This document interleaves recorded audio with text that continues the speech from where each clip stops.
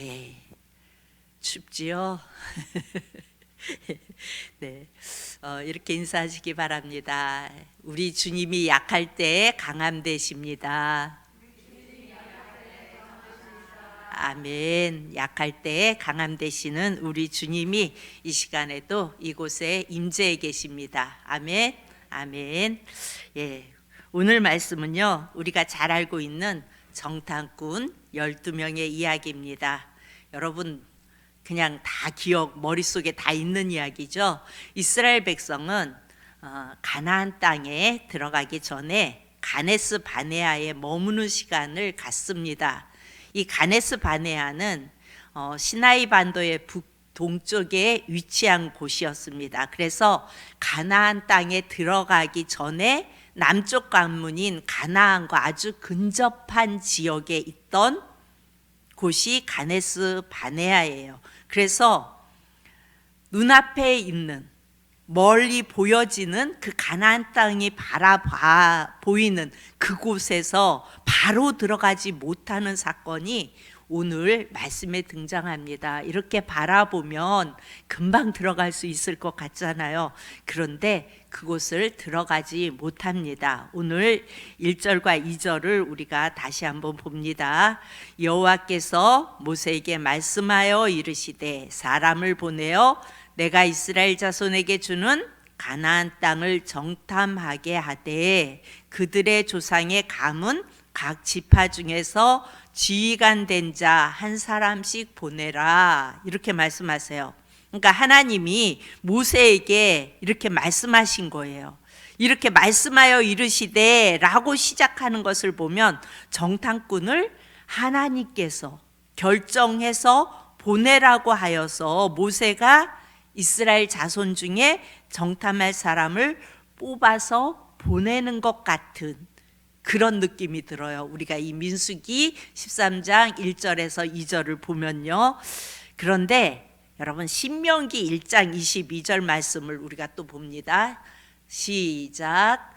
너희가 다 내 앞으로 나와 말하기를 우리가 사람을 우리보다 먼저 보내어 우리를 위하여 그 땅을 정탐하고 어느 길로 올라가야 할 것과 어느 성읍으로 들어가야 할 것을 우리에게 알리게 하자 하기에. 그러니까 지금 이 신명기 말씀을 보면요, 하나님이 명령하심이 아닌 이스라엘 사람들이 요청한 것임을 알 수 있습니다. 가나안은 여러분 하나님이 이스라엘 자손에게 주시겠다고 이미 약속하신 땅이기에 그냥 믿기만 하면 그 땅을 차지하게 될 것입니다.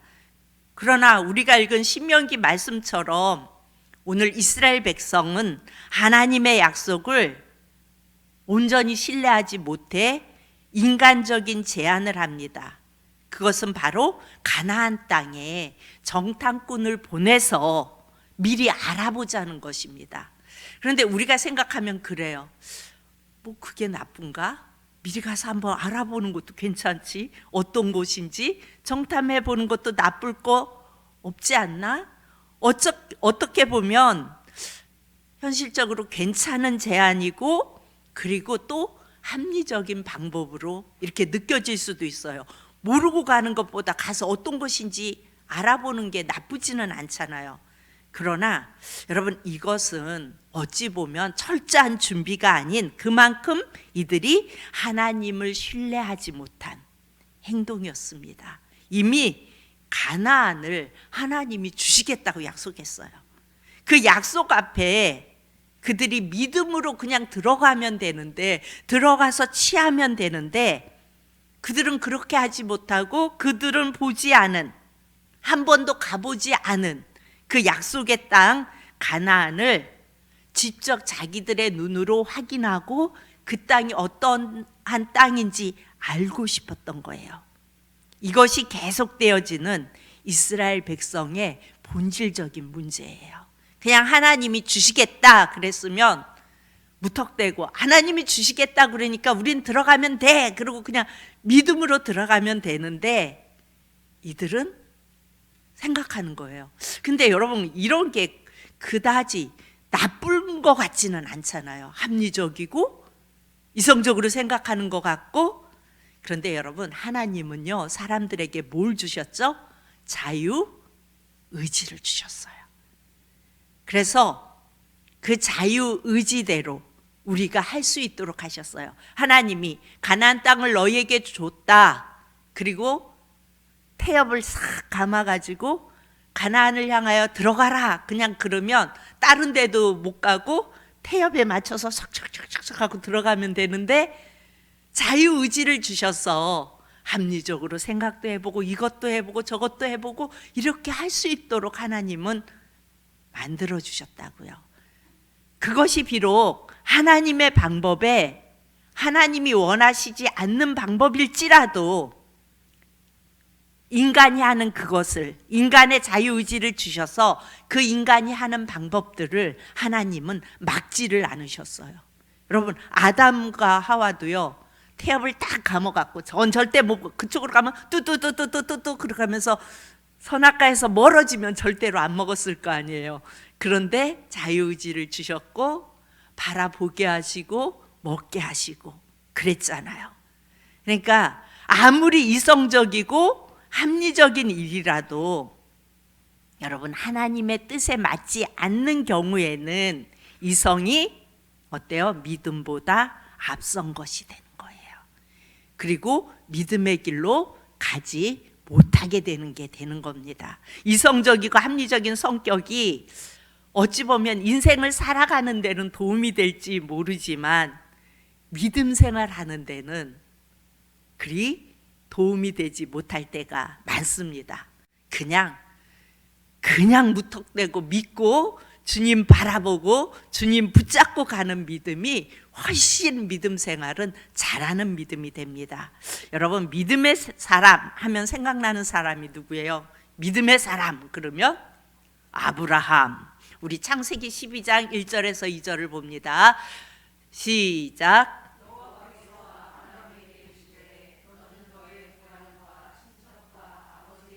떠나 내가 내게 보여줄 땅으로 가라.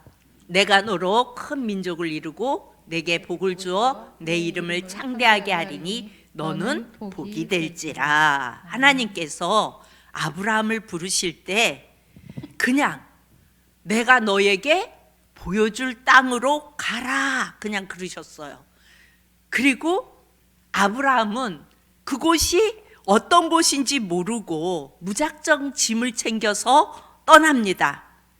그런 아브라함을 향하여 뭐라고 말씀하세요? 내가 너로 큰 민족을 이루고 내게 복을 주어 내 이름을 창대하게 하리니 너는 복이 될지라 이렇게 말씀하십니다. 이렇게 약속해 주십니다. 그런데요, 아브라함은 분명히 알았던 것 같아요. 뭘 알았냐면 어디로 가는지가 중요한 것이 아니라 지금 내가 어디로 가는지가 모르잖아요. 내가 너에게 보여줄 땅으로 가라. 거기가 어딘지 아브라함은 몰라요. 그런데 아브라함은 분명히 뭘 알았어요? 누구와 함께 가는지를 알았다고요. 아브라함은 거기가 어디인지는 몰랐어도 내가 누구와 함께 가는지는 알았어요. 그럼 하나님이 내게 보여줄 땅으로 가라. 그럼 하나님이 함께 가시니까 문제가 있어요? 없어요? 없어요. 이게 믿음이었던 거예요. 불확실한 상황 속에서 누구와 함께 가는지 알았기 때문에 그 어떤 질문도 하지 않고 아브라함은 하나님의 말씀에 순종하였습니다. 여러분, 우리가 살아갈 때 우리는 하나님이 말씀하신 그곳이 어떠한지 보고 듣고 결정하는 것이 아니라 믿음의 눈으로 그냥 그 땅을 소망함으로 받아야 한다는 것입니다. 그때 우리는 복의 근원이 될 수 있고 약속의 땅을 받을 수 있는 것입니다. 그러나 오늘 말씀에 신실하시고 친절하신 하나님은 이스라엘 백성의 그 정탐 요청에 어떻게 해요? 신명기에 보면 승낙해 주세요. 그런데 그렇게 승낙해 주니까 어떤 일이 일어나요? 우려하던 바가 일어납니다. 우리 민수기 13장 27절 28절을 봅니다. 시작. 모세에게 말하여 이르되 당신이 우리를 보낸 땅에 간즉 과연 그 땅에 젖과 꿀이 흐르는데 이것은 그 땅의 과일이니이다. 그러나 그 땅 거주민은 강하고 성읍은 견고하고 심히 클 뿐 아니라 거기서 안악 자손을 보았으며. 네. 우리가 이미 알듯이 12명의 정탐꾼을 보내요. 각 지파의 우두머리 한 사람씩 보면은 4절에서부터 쭉 해서 나오죠.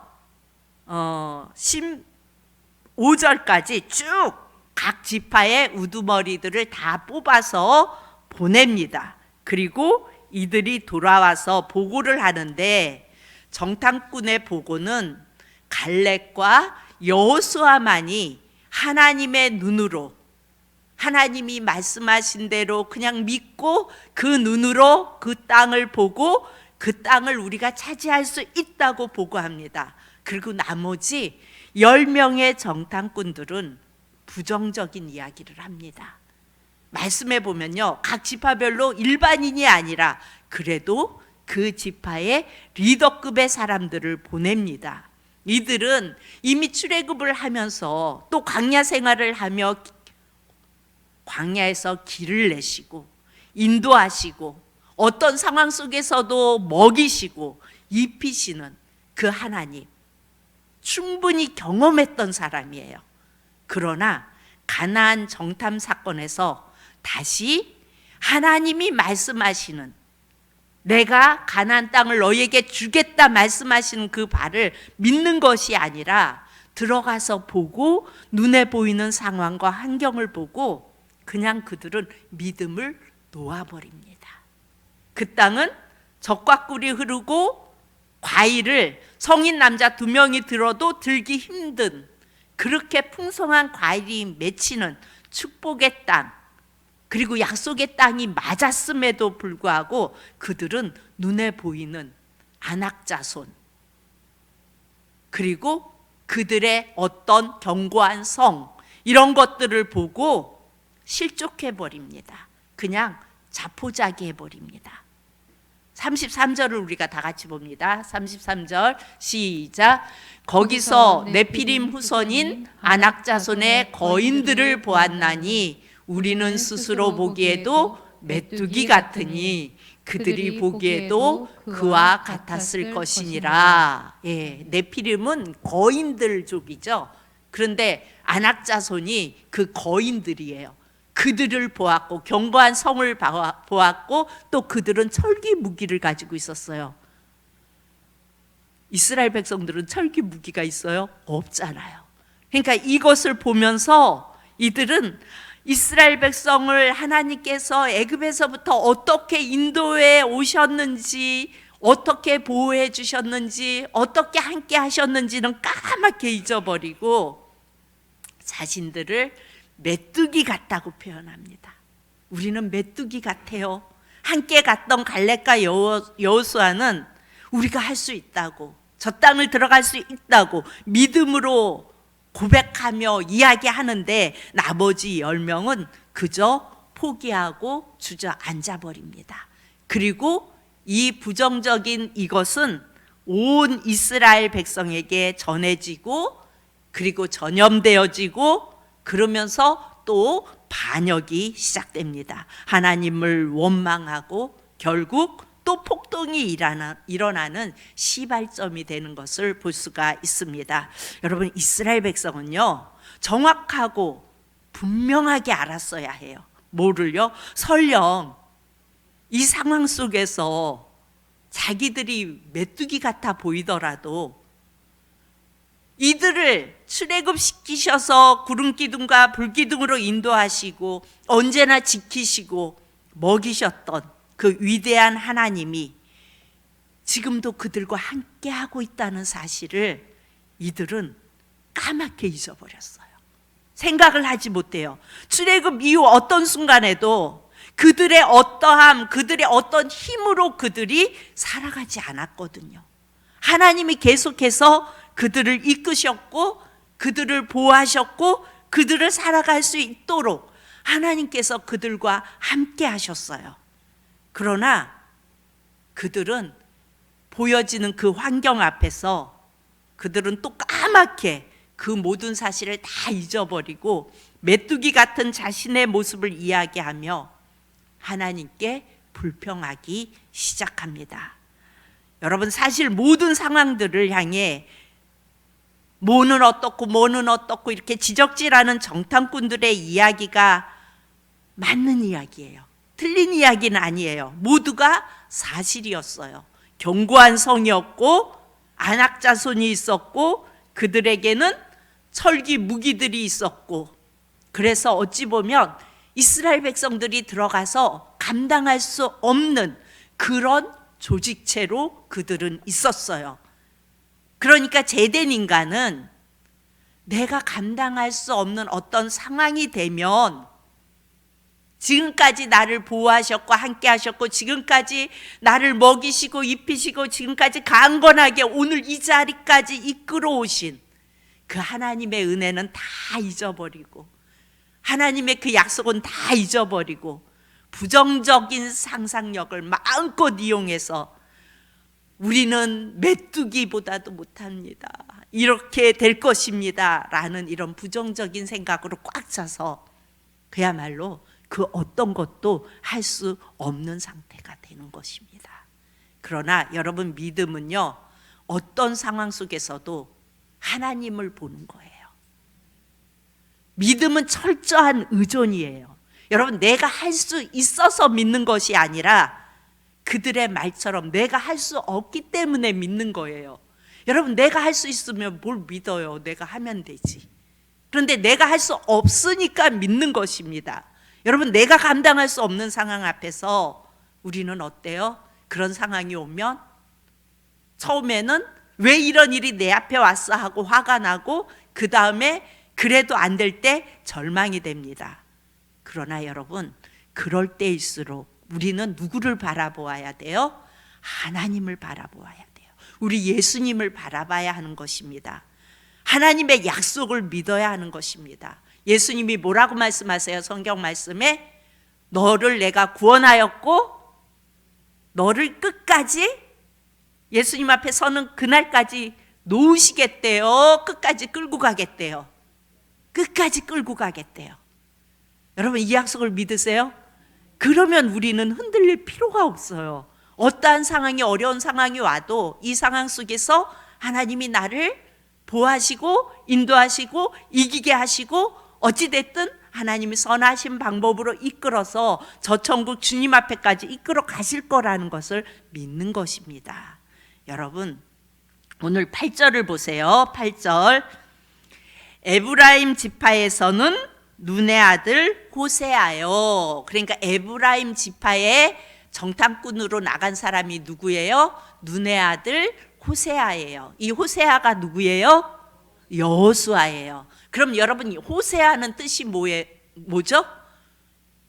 구원이라는 뜻을 가지고 있어요. 그렇죠? 여호수아는요, 여호와께서 구원하신다라는 뜻이에요. 그러니까 이 두 이름, 호세아와 여호수아의 이름의 차이점은요, 구원해 주셨어요.